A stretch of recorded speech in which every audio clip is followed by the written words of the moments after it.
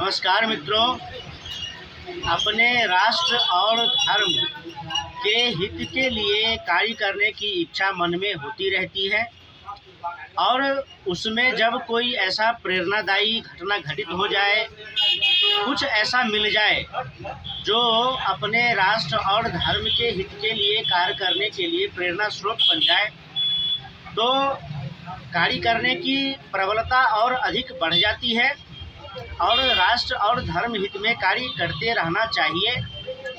इसके लिए अगर अपने समय की उपयोगिता को सार्थक सिद्ध कर सके तो इससे समय की सार्थकता भी सिद्ध होती है और किए गए कार्य की भी सार्थकता सिद्ध होती है। आपको अपने जीवन में एक उद्देश्य मिल जाता है और कुछ अच्छा करना सही ही होता है। समय को व्यर्थ नहीं गंवाना चाहिए। अगर कुछ अच्छा करने का मौका मिलता है तो निश्चित रूप से किया जाना चाहिए, क्योंकि सब अपने अपने विचारों के लिए, अपने अपने संगठनों के लिए, अपने स्वार्थों के लिए कार्य करते हैं। क्योंकि हमारे देश में, हमारा देश भारत बहुत सारे झंझावातों से जूझता रहा है। भारत देश का नागरिक, भारत देश के हिंदू 11वीं शताब्दी से ही विभिन्न प्रकार के झंझावातों से जूझ रहे हैं। क्योंकि जो आंतरिक मामला होता है वह आंतरिक मामला होता है, आपस का मामला होता है। लेकिन जब विदेशी आक्रमणकारी आता है भारत देश में, इस्लाम के रूप में हो, ईसाई के रूप में हो, फिर वह अपना साम्राज्य स्थापित करना चाहता है भारत देश में। इसके लिए वह जो भी लूटपाट करता है, मारकाट करता है, भारत में हिंदुओं को आपस में बांटता है, जातिवाद के नाम पर लड़ाता है, तो बातों को स्पष्ट करना, अपनी बातों को रखना आवश्यक हो जाता है। बहुत बड़े बड़े विद्वान हैं, विचारक हैं, लेखक हैं, पत्रकार हैं, बुद्धिजीवी हैं, साइंटिस्ट हैं, सब हैं। लेकिन उन सब में भी अगर कार्य करने का मौका मिल जाए तो इससे बड़े सौभाग्य की बात और कुछ नहीं हो सकती है। इससे आपका ज्ञान बुद्धि बढ़ता ही है, आपके विचारों में भी निखरता आती है। इस मौके को नहीं गंवाना चाहिए। तो इसी क्रम में आज बात करेंगे, एक फिल्म आया है ज्योतिबा फुले के जीवन पर आधारित, और ब्राह्मणों को लेकर अनुराग कश्यप का एक टिप्पणी आया है, बहुत ही अभद्र टिप्पणी आया है और इसको लेकर के सोशल मीडिया में भी बहुत सारी चर्चाएं हो रही है। तो ब्राह्मणों का विरोध कब से शुरू होता है और कहां से शुरू होता है, इसके लिए भी विभिन्न विचारकों के विभिन्न विचार हैं। लेकिन मेरी छोटी सी बुद्धि में जहां तक बात समझ में आती है तो मैं इतना ही समझ पाता हूं कि इस्लामी आक्रमण के शुरुआत से ही ब्राह्मणों के प्रति ईर्ष्या, द्वेष और घृणा पनपना शुरू हुआ। फिर ईसाइयों यानी कि अंग्रेज़ों के आने के बाद, अंग्रेजी साम्राज्य स्थापित होने के बाद ब्राह्मणों के प्रति घृणा और अधिक बढ़ी। उसके बाद वामपंथ के आने के बाद ब्राह्मणों के प्रति और अधिक घृणा बढ़ी। और कहते हैं कि कन्फ्लिक्ट जब होता है, जब द्वंद्व होता है, और जब द्वंद्व होता है तो उसका दो ही उपाय होता है, या तो द्वंद्व से सामना किया जाता है या फिर द्वंद्व से पलायन किया जाता है। तो अगर हम कबीरदास से ही शुरू करते हैं, वैसे तो बहुत सारे भक्ति आंदोलन हुए, लेकिन भक्ति आंदोलन की आवश्यकता क्यों पड़ी? क्योंकि भक्त तो पहले भी थे, यज्ञ पहले भी होते थे, शिव की पूजा पहले भी होती थी, और बड़े बड़े विश्वविद्यालय हुआ करते थे, देश में गुरुकुल हुआ करते थे, वहाँ पूजा पाठ होता था, यज्ञ होते थे, मंदिर हुआ करते थे। तो लोग कहते हैं कि देश में भक्ति आंदोलन हुआ, तो भक्ति आंदोलन हुआ तो क्यों हुआ? क्योंकि भक्ति में कमी आई। भक्ति में कमी क्यों आई? क्योंकि इस्लामी आक्रमणों और ईसाई आक्रमणों ने भक्तों को मारा, मंदिरों को तोड़ा, भक्तों के मन में विचलन पैदा किया, पूजा करना अपराध हो गया, मंदिर बनाना, मंदिर में जाना अपराध हो गया, तो भक्ति आंदोलन करना पड़ा। अब वामपंथी नैरेटिव में इसको अलग तरह से लिखा जाए, ये अलग बात है। भक्ति आंदोलन हुए, समाज में जागरूकता आंदोलन हुए, तो कबीरदास की वानियों में जो लिखा होता है, आज इससे पहले भी बहुत सारे वीडियो बनाए हैं इस पर, और सोशल मीडिया में अन्य विचारकों के भी आपको वीडियो मिल जाएंगे, लेकिन जहाँ तक मुझे सौभाग्य मिला है अपने राष्ट्र और धर्म के हित में कार्य करने का, वह मैं आपको बता रहा हूँ। तो संत कबीरदास उसी द्वंद्व से उपजे हुए एक विचारक हैं। जब देश में इस्लामी आक्रमण चरम पर था, जब हिंदुओं की बस्तियों को जलाया जा रहा था, हिंदुओं का नरसंहार हो रहे थे, जब इस्लामिक आक्रांता भारत में मंदिरों को तोड़ रहे थे, हिंदुओं का नरसंहार कर रहे थे, जब पूजा करना अपराध हो गया था, मंदिर में जाना अपराध हो गया था, ब्राह्मणों के जनेऊ काटे जा रहे थे, ब्राह्मणों की शिखाएं काटी जा रही थी, जब तिलक लगाना अपराध सा हो गया था, तो जब ब्राह्मणों के साथ इतने बड़े बड़े अत्याचार हो रहे थे, तो फिर उस समय जो निर्धन रहे होंगे उनकी क्या अवस्था रही होगी, इसकी कल्पना की जा सकती है। बड़े बड़े मंदिरों को लूटे गए, और मंदिरों को तो लूटा ही गया। आप अंदाज़ा लगा सकते हैं कि जब इस्लामी आक्रांता किसी हिंदुओं के गांवों में जाते होंगे तो किस प्रकार से लूट मचाते होंगे और लूटते होंगे। तो जब सभी के घरों से सोने चांदी आभूषण लूटे जाते थे, सभी हिंदुओं को मारा काटा जाता था, तो इसमें सब पीड़ित होता था। ब्राह्मणों पर अधिक अत्याचार होते थे, क्योंकि मंदिर की देखभाल, पूजा पाठ की व्यवस्था, सामाजिक संचालन, धार्मिक परिप्रेक्ष्य में ब्राह्मण ही करते थे। तो सबसे अधिक निशाने पर ब्राह्मण होते थे। तो जब ब्राह्मण निशाने पर होते थे तो स्वाभाविक है जो उस वक्त निर्धन रहे होंगे, कमज़ोर रहे होंगे, अशिक्षित रहे होंगे, वो और अधिक सताए गए होंगे, वो और अधिक निर्बल हुए होंगे। तो इसी क्रम में कबीरदास जैसे लोग अपने विचारों को रखते हैं, वह देखते हैं कि बहुत अत्यधिक लड़ाइयाँ हो रही हैं, युद्ध हो रहे हैं, क्योंकि लंबे समय से मुगल देश में ही रह रहे थे और उनका भी अपना एक पद्धति है, नमाज पढ़ना, मस्जिद बनाना, मस्जिद में जाना, कुरान पढ़ना, जिसको वह अपनी सर आँखों से लगाते हैं, दिन में 5 बार पढ़ते हैं। तो एक मानव के रूप में वह उनका कार्यशैली है, वह उसको मानते हैं, करते हैं। मानव तो वह भी है, परिवार तो उनके भी है, बच्चे तो उनके भी है। और इधर जो हिंदू है, तो हिंदुओं का मंदिर है, हिंदू मंदिर में पूजा करते हैं, हिंदुओं का परिवार है, बच्चा है, तो वह भी मानव है। यह विचारधारा कब आई है?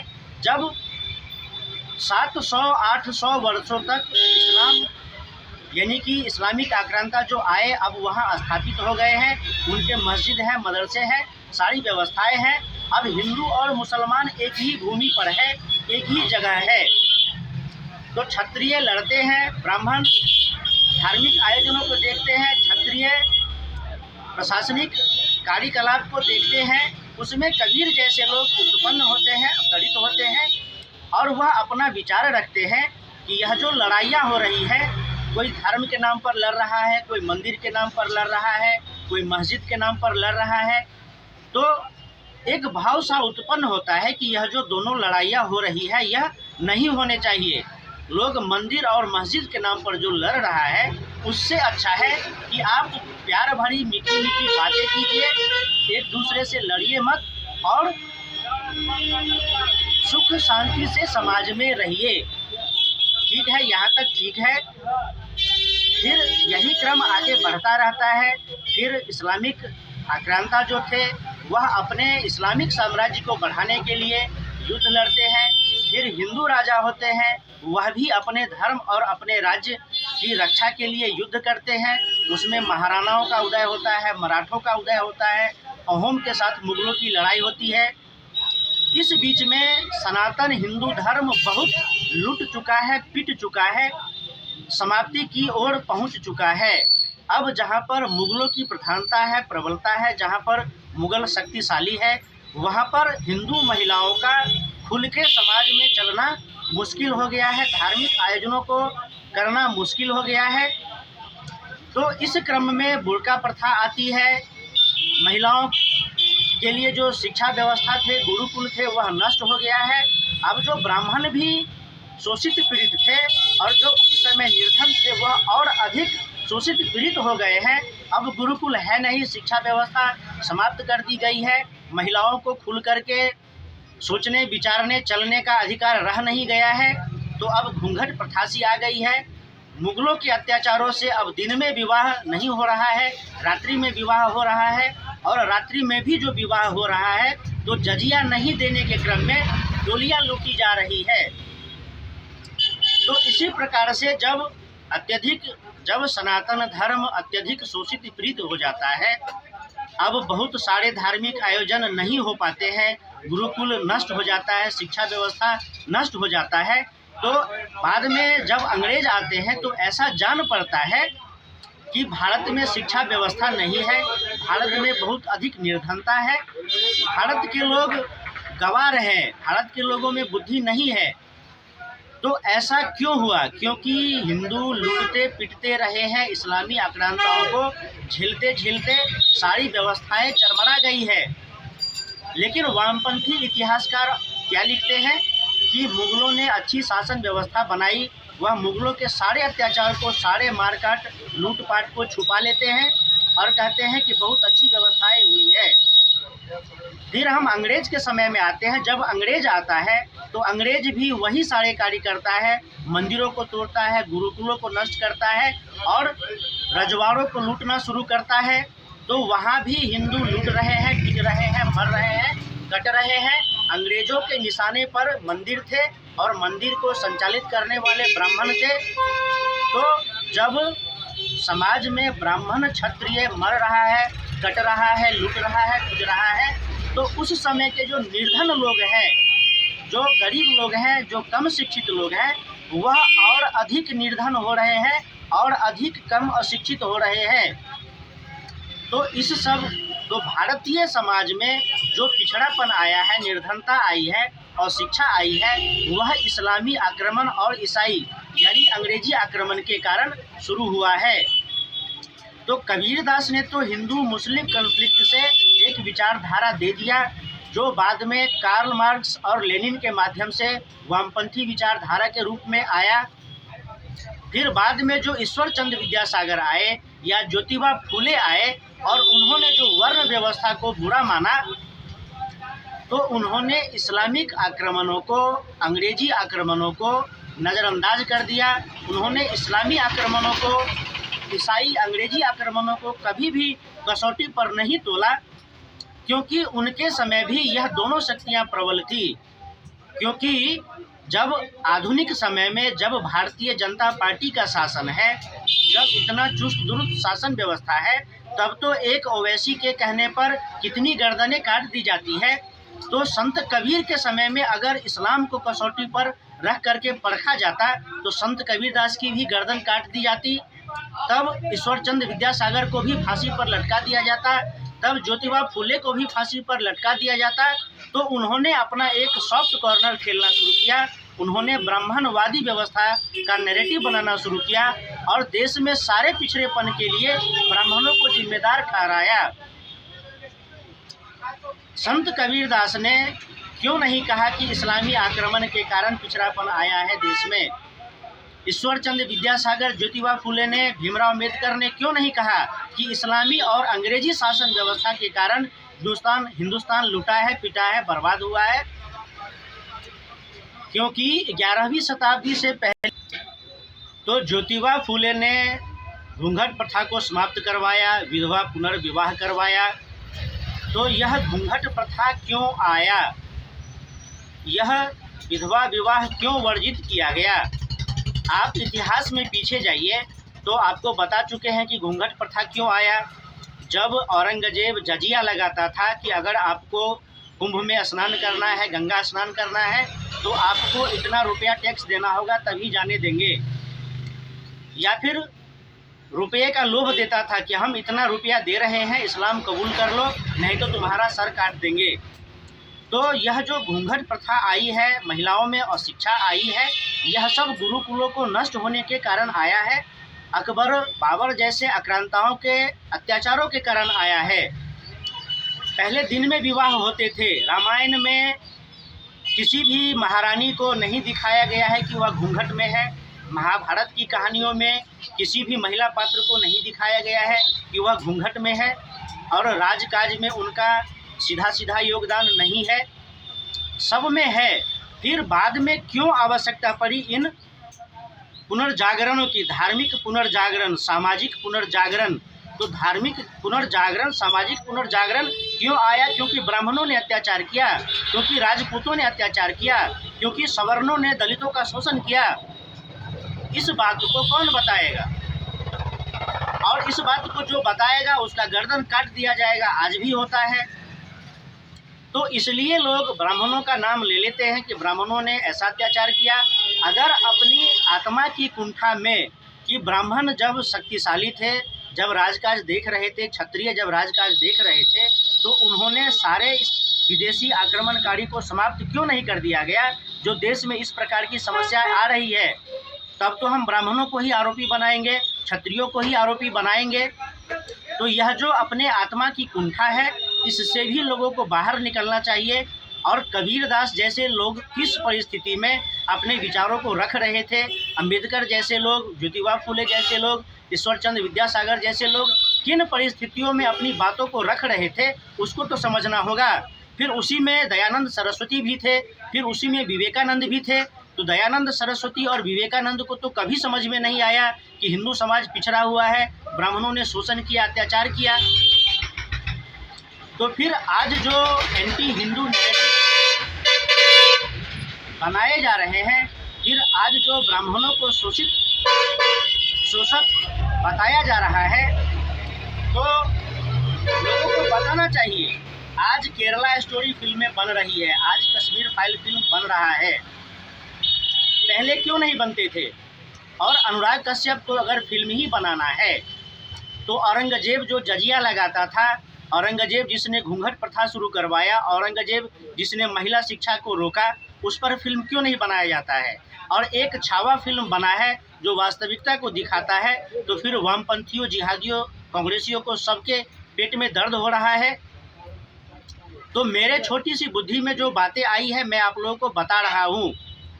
नेहरू की बहुत सारी किताबें लिखी हुई है, तो मैं तो यही कहूँगा कि जिस प्रकार से राजीव गांधी है, राहुल गांधी है, उसी प्रकार से नेहरू की भी बहुत सारी किताबें लिखी हुई है। नेहरू बहुत सारी किताबों को स्वयं नहीं लिखा है, बहुत सारी किताबों को फेक रूप से लिखा गया है, जिससे कि हिंदुओं में विभेद उत्पन्न किया जा सके, हिंदुओं को आपस में लड़ाया जा सके। तो केवल ब्राह्मणों को दोषी ठहराना, केवल क्षत्रियों को दोषी ठहराना और दलित और सवर्ण की राजनीति करना, यह सब बकवास है। इन सब चीज़ों का खंडन समाज को करना चाहिए और तथ्यों के आधार पर करना चाहिए। भीमराव अंबेडकर जी कहते हैं कि हिंदू कुछ नहीं होता है, सनातन संस्कृति कुछ नहीं होता है, बौद्ध ही सब कुछ है।